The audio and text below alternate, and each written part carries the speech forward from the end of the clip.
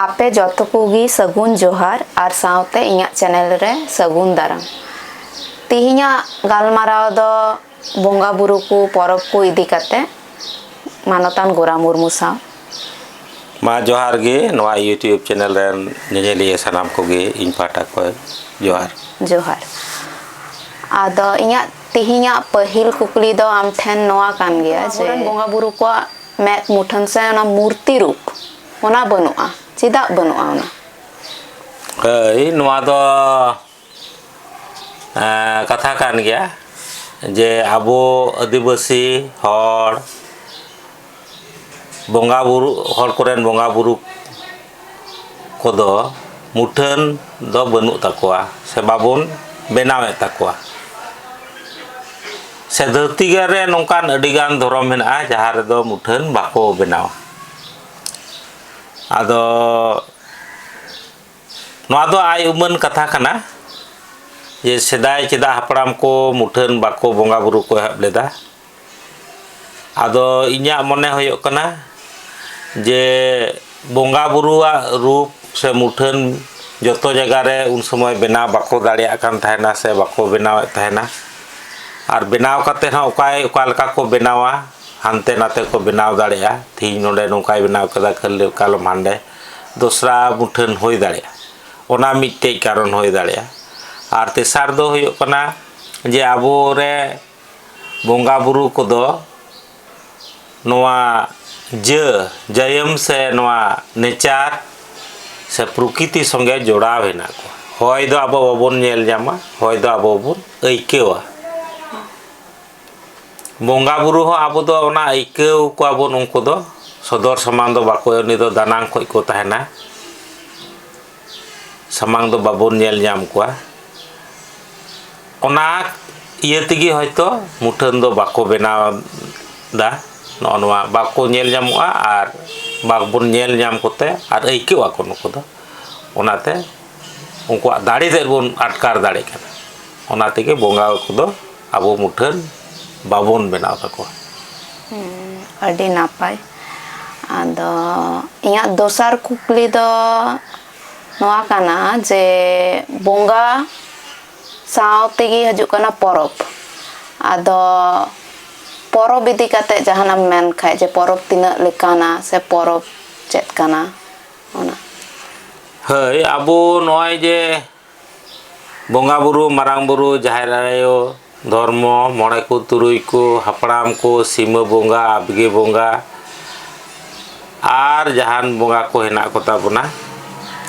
नुको संगे गे आबोआ ओना परब हो बेनाव कना आतो नोआ रेना दो नोंका बुझेव ᱧᱟᱢᱚᱜ कना जे जतो खय लटू परब दो मने होयक कना इया दो दो बाहा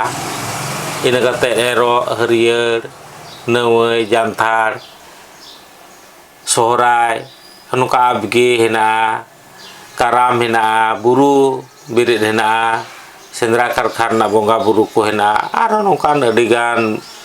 bonga buru ko hena ar noa soe ge porob ho jodaw kan tabon ado hoy baha do joto khoi latu noa iyete inya do mone hoyoa je noa do baha bon bongaya ar ona baha khoi ge abo do jo bili ona bon nyama aimal kon jo ul jo kanthar jo tiril jo ar nongkana adigan nongka jo hena ar ona huru ho jo kana ar onka ge da ko noa ko bon joma ado ona ko jate bede noa ko ge noa jo bili noa bonga rena kan gya noa teñ moneda noa baha do ar noa je baha da ku irci jona noa sarjom baha ko jobe kate ona cadum kate ko irci jona kan ter ona do noa je situng ruwa nya mane pox ona do anti pox lekai kemia ko mena ona sarjom baha da ko chitkewan khai do noy ko bana do noa je abwa je songe se necar songe jodaw hena nongkana adigan noa चितान ते दो adi khondrom dorkar kana research dorkar kana aro noa abo bon badai dareya noa chedak nongkana ko abo hapram ko ehab uto kan ado no nungka tege ar noa ero do era fora ko onate harier huru chasbat ko harier ona janthara ko nawa fasal ko rakab lekai nui ako ar nongka sohrai na sohrai do gay dangra ko kami cukwa unko manot legit ge noa gay dangra ar aku kami le noko aku renja pera ko ate mi som ko jom ruska ar gay dangra ko mumerom ako manot ko anate sohrai ado ne ni bahar sohrai do joto ko letu men ko porob lekate nitar do manaw huyuk kana ina cheda mak more karam abgi noa ko arho digan bonga buru ko henak ge ado noa porob ku cikate etohop lena noa do porob do noa iete ehop lena je noy abu jom nyu bun nyam da noa rena mite manot je noa dadi mite bun nyam da jom nyu kate bun dadi kana bancha bun tahen kana arho ado nona manot legit ge ar one je mite do huyuk kana bonga buru manot ko noy ko abu ko ema bon kana ar sirjen rena bataw lege noa do man lege noa do abu bon bonga buru se porob ko bon manawa kusi reska ar langga khoi noa jiwi mite reska chuya mi dham kami jiwi re mite porob mane do reska mi songe te jom nyu oy mone jiwi re reska sarsa chuya ar ona do banchao tahana mite nawa mite reska sarsawa mone jiwi re ona iete noa porob ko do adi lakti ge ar huyuk kana ona karon tege hapram ko ehab kana noa ko bujhew nyam le ado adi sarhaw inya tinya kukli kurena joto kukli kurena tela em lagi ing jokon keti ging teh kana keti oi gel serma gan leka onka gi ado un jokhai ing kichugan diku gati ko mitawain kan tehna acha aperen bonga buru ko do murti rup do banu abang ado un jokhai do unak bain bujhaw tehna se bain badai kan tehna ado chet ho bain meta dare ko kan tehna ado bai bai te jokhon ing latu nyok na ado un jokhai jokhon ko kuli badai ding tehna ado un jokhai doing meta ko kan tehna je bang murti rup do banu ante ale bonga buru ko do murti rup do banu ale do prokriti kata asol rup onagi dulad kate le apnara ado thoda ko unku ko mane anjom kate ko iko tahana ado meta ko kan tanaing bujhaw ko kan tana jara do prokriti gi joto karon nyal me netar prokriti badi jok kan khai prokriti riya noante ana english ta ko man balance ona badi jok kan khai chet leka kana da hoy joto badi chaba kana ar joto badi chaba kana te ruwa hasu nyame koa aima kichu badi chaba kana te jom nyu bhejal chaba kana ar hormo mane eto at badi jok kana joto ora piche mane mid khoi bar horma ko hormo se te mane ruwa hasu mane tehen kan ta ko giya ado prokriti gi joto jahanak bun jom da ona re ho jahanak bang jahanak ko mesalak kana da ho kata ona re bon lagaw da ona ho bis da leka ge ado ona gi ma bang thik ado prokriti gi ale dole bonga lahate hole bonga badai tahna netar hole bonga ar ona gi moj dohoriya le kurumutuya ar moj doho do chikate bun doho dareya dulad kate jokhon apnar dare abun ona do dari kan tabona ing moneya ado ona tigi ing the do noa do mane lajaw rena byapar do bang kana netar sawsta somaj re aima hor ing khon koy ko kati gi ko unku ho koy ko kuliye kowa ko je nongka ing chet leka ko kuli liding katik re ado unku hoyto ko adisoa je cheda onka murti rup banuk tabona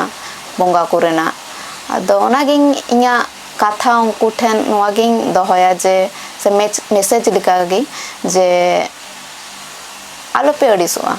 noa do dare kan tabona je abu prokriti riya asol rup bun दुलड़ कते बुन अपनार दाड़ेया तो अच्छा नोआ धरती रिया जतो जगह रिना दा को बीस चाबा लेन खाय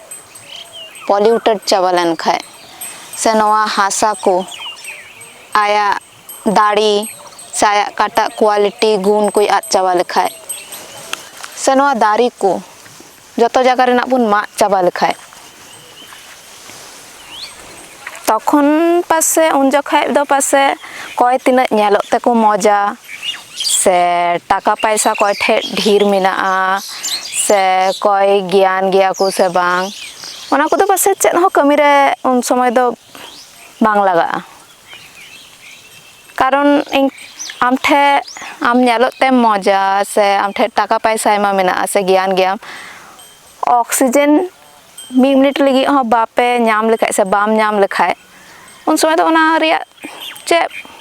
मूल्य से चे कमी तहेना ओना तगी माने प्रकृति बोंगा दो अंते अडी लगतिया इन तो बइन मेंदा जे सावता समाज रेगी जतो हड़गी माने प्रकृति आसल रूप अपनार काते बोंगा दो अडी आठ लगतिया और ओना मेमेंते चेदा बुन लाजा नोमा भागी कथा कान बा दा से कोयो कते से दा तीरे हताव कते बुन मेना जे अडी सरहाव हासा बुन जटेत कते बुन मेना अडी सरहाव दारी से कोयो कते बुन मेना अडी सरहाव जापे मेना पिया आपे लगी आले बांचा लगी दाड़ी ले नामदा अडी सरहाव और अडी आले इकले खोजो काना जे आले चेत हो बाले चिका दाड़ी काना आपे को लगी आपे प्रोटेक्ट लगी से बांचाव लगी ना तो दुख रिना कथा काना चेत हो एंते बाबुन चिका दाड़ी काना आदो ओनाते प्रकृति जे सस्ती मावबुन कान आयमा लेकानते ओना मा आयमा लेकाते मा नेल बुझाव गया बुन चेत लेका तबुन सस्ती बुन नामदा आदो ओना तेगिं मेना प्रकृति बोंगा प्रकृति आसल रूप अपनार काते बोंगा दो बड़ी कथा दो बांग काना रोना मेमेनते हो जाते बाबुन लाजा गौरव काते बुन लई दाड़ी जे हाँ आले दो प्रकृति पुजारी कान गयाले और प्रकृति रिया आसल रूप की अपनार काते ले बोंगावा अच्छा आपे गी लई पेसे आपे ओड़ा रे तीना हड़ एकदम हड़मो सेत ते को दाड़िया माने हड़मो सेत को केटे गया माने आपे को ओड़ा रे कोया ओड़ा रे अच्छा मिक्तांग आपे कोय पे नेले से आपे ओड़ा रेन कोय हो उनका मेना को कोया बीपी से किडनी रिया रुआ से हार्ट रिया रुआ से लिवर से जहाना गी माने ओना को एकदम बनुआ एकदम माने हेल्दी गया पे उनका तीना हड़ मेना पे लैयाइन पे से कमेंट करते आदो जतो किंतु मिक साथे जोपड़ाव गया ना प्रकृति साथे आ नेतार को डेट को मेना थो आयमा हड़ जे हानी मेंटल स्ट्रेस एमाव दिया नुई मेंटल स्ट्रेस एमाव दिया अरे उनी कोई मेंटल स्ट्रेस एमो कान उनी हच्चो नोआ हासा रेगी काको जो काना से फलोनक काना ओनागी जमदा उनी हो मेंटल स्ट्रेस रे मेनाया ओनाते आबु हो मेंटल स्ट्रेस बुन नामदा और आबु हो बुन एमाव को काना मेंटल स्ट्रेस ओनातिंग मेना जे जाते आलो बुन लाजा मा प्रकृति की अपनार काते बुन दुलड़ काते बुन जत्नो काते जाते बुन दोहो दाड़ी बोंगा दाड़ी आदो ओनागिंग मेना नोडेगिंग मुचादा रड़ को थोड़ा भूल ᱧᱚᱜ के खाय इकाइन खोजोआ आदो इया मन रिया नोआ को दो कथा तहे काना तो ओनागिंग लई सदरा बुना नोआ गी तीन तीना मौज आइके काना नोडे हय गी नय दा जतो गी तीना मौज।